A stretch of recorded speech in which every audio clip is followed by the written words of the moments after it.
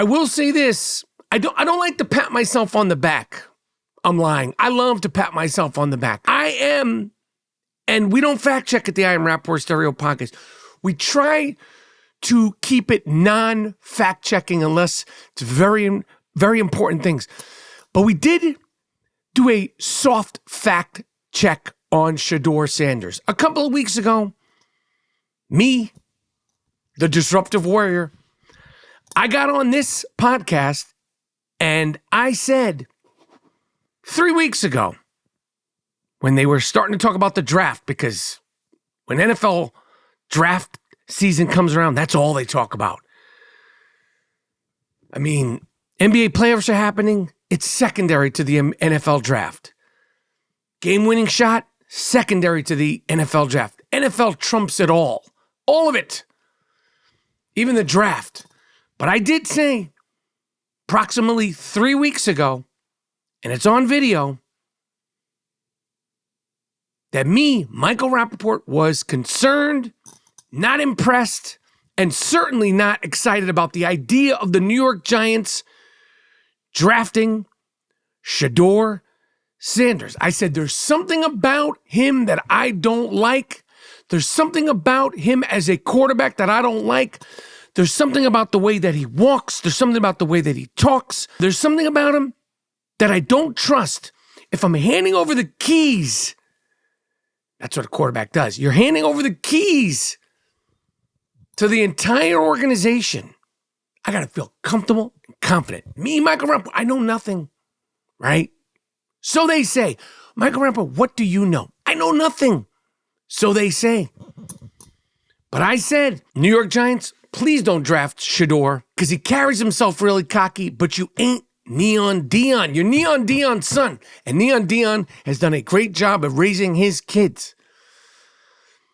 But I said, it's on record. Matter of fact, Miles Jordan, play a little clip from what I said a few weeks ago about Deion Sanders. I like my quarterbacks under the radar. Receivers, defensive backs, linebackers, maybe running backs. Talk your but I don't like my quarterbacks dancing. Couldn't stand Baker Mayfield with his bull. And you saw how long it took for him to figure out. Deion Sanders, you're not your dad. And I know, but you're talking about someone's son. Yeah, Deion Sanders, you're not your dad. You're not Neon Deion Sanders.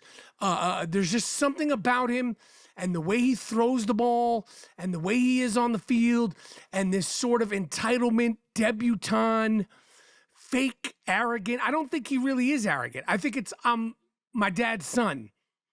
But you're not your dad. You might be your dad's son in real life, and all those things are great. You might have all those things with confidence and all that shit, but your dad was generational. You're not generational. You see the clip? You heard the clip? That's what I said. Lo and behold, the draft happened, and who was the first person to say it? Me. I said, Deion Sanders is not that guy. Now, I don't know if this is some sort of NFL conspiracy theory. I don't know if this is the LeVar Ball effect. Because if you think LeVar Ball is a pain in the ass as a dad, imagine Deion Sanders. He knows all the coaches, all the assistant coaches, all the GMs, all the play-by-play people, all the ESPN analysts. He knows them all. You draft Deion Sanders, you're not playing him, you're not playing the right schemes, you're not doing this, that, and the third. You don't think Deion Sanders could potentially blow up? Deion Sanders has probably never been as powerful as he is right now. Commercials, coaching, iconic status. He knows all these guys. And I think the NFL and the NFL teams were like, you know what? This kid's good. He ain't that good. We don't want the headache. This is like LeVar Ball on steroids. That's, I think, phase one. Phase two is, I just don't think Deion Sanders is that good. They were like, it's racism. It's racism towards black quarterbacks. I don't care if a team thinks you can help them win, a la the Cleveland Browns, a la Deshaun. I like massages. They have a quarterback. They already have a quarterback, Deshaun Watson, out there who is controversial and black. They don't give a what you are.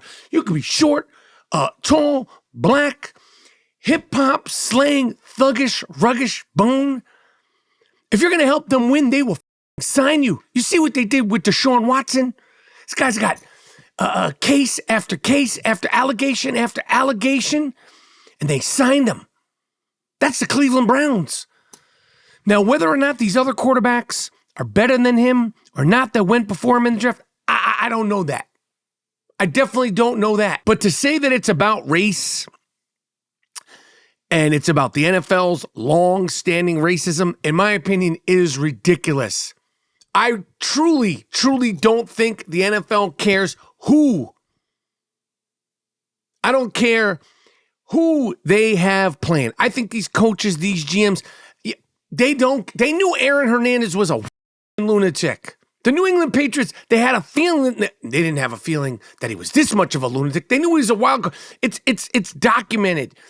One player after another player after another player after a hand job incident, after a massage incident with Deshaun Watson and so forth and so on. White players, black players, this, that, and the third. They'd be like, well, what about Johnny Football? Look how it turned out. Look how they were like, this guy, but he'll put people in the seats. This guy, he's Johnny Football. This guy, but we've heard this, that, and the third. And look how it turned out. You know, he's turned his life around. Shout out to Johnny Football, Johnny Manziel. Wishing you nothing but the best.